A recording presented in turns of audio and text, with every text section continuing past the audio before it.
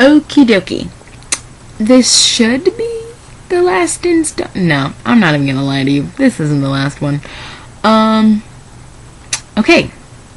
Last time I left off on Thursday, and I needed to talk about Port-au-Prince. Sorry, that was weird. I don't really know what that was. Okay, so after we loaded up in our van and made the trek back to Port-au-Prince, we got to actually drive through the countryside, and since this was finally during the day, we got to drive through the countryside and see all of the damage and the destruction that had been left in the quake, which was overwhelming. Seeing all that kind of damage was just mind-blowing. Honestly, mind-blowing. And so once we got to Port-au-Prince, we got there, and of course it's not a mission trip unless your van breaks down, which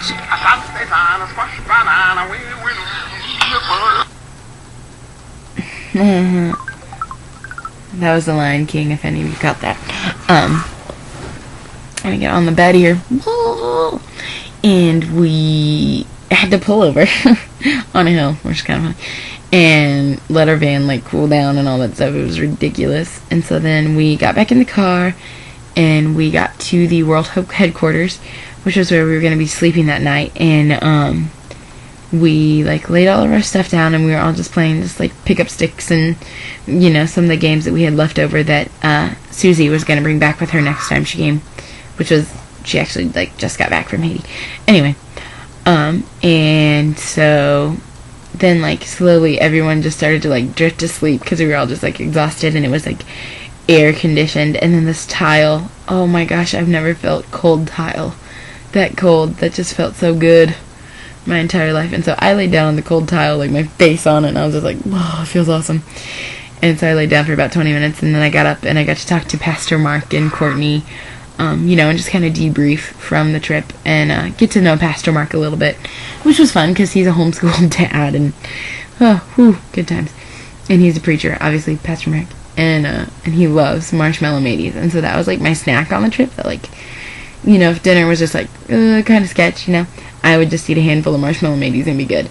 And he would just laugh because that's what he gives his kids and stuff. And he's like, and you're still and you're in college and you're eating these still. And I was just like, of course, they're my favorite. Anyway, and so then a new van came to pick us up for our drive around in Port-au-Prince. And that's honestly what we did, was just drive around Port-au-Prince and just like have your mind blown by the damage. Like,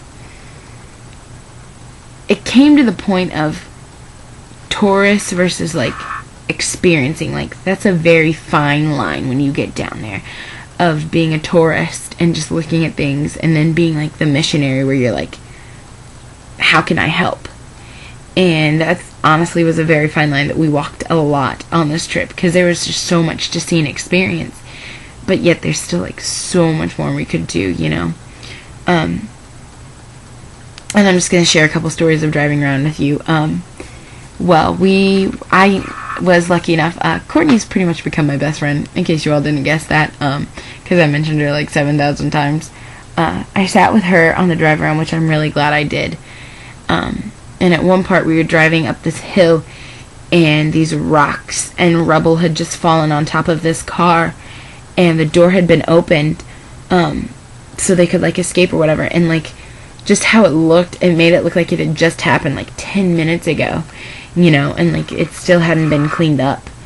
And then like we just kept driving, and there was still like rubble on the ground, and like Courtney and I just like it came to the point where we couldn't take any pictures just because it was just scary. Like, there could still be people under it because there was still so much rubble, and me and Courtney, we were both just like, wow.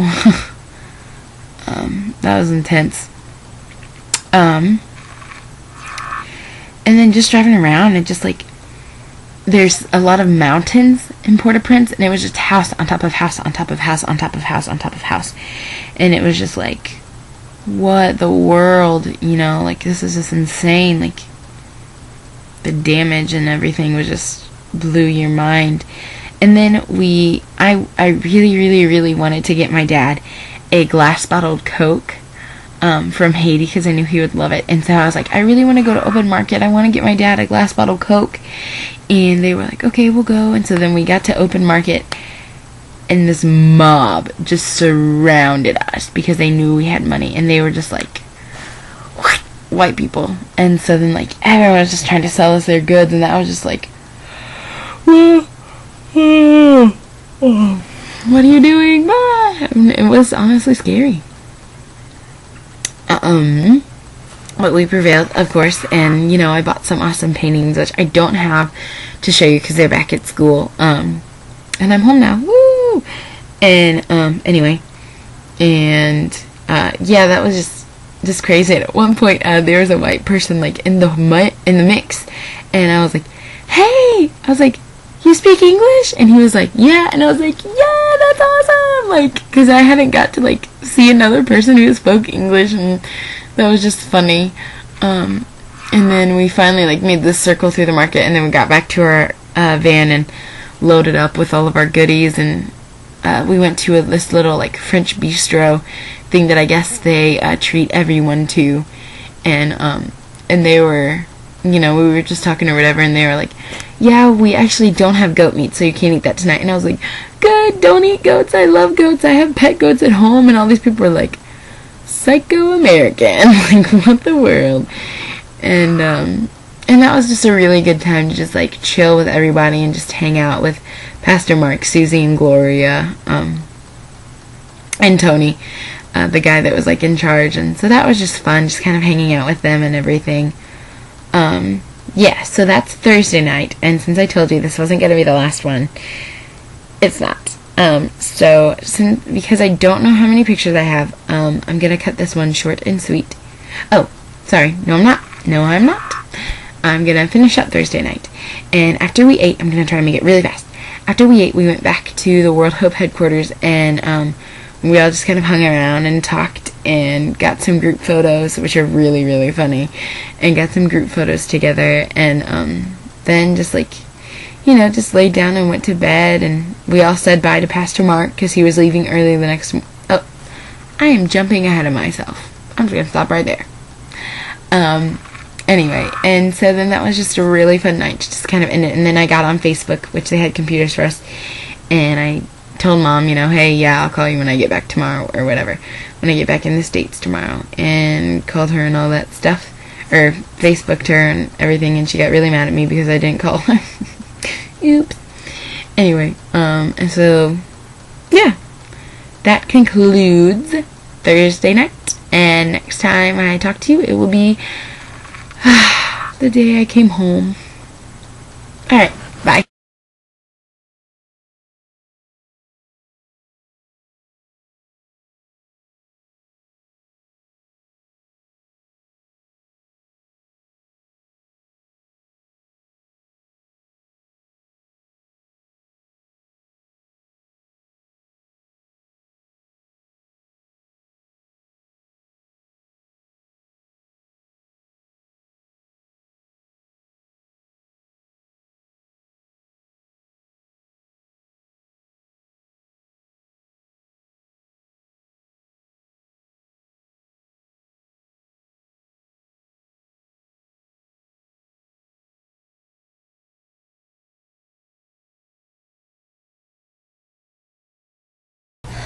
Okay, so that last picture you saw, I just wanted to explain that it was one of my favorite pictures that we took in Haiti because that was as we were getting ready to leave, and that picture really encompassed what Haiti was about. Though the destruction was behind them, the presidential palace, like there's this huge, like massive destruction. The children in the front, they were still playing and singing and dancing. So I just wanted to inform you guys of that.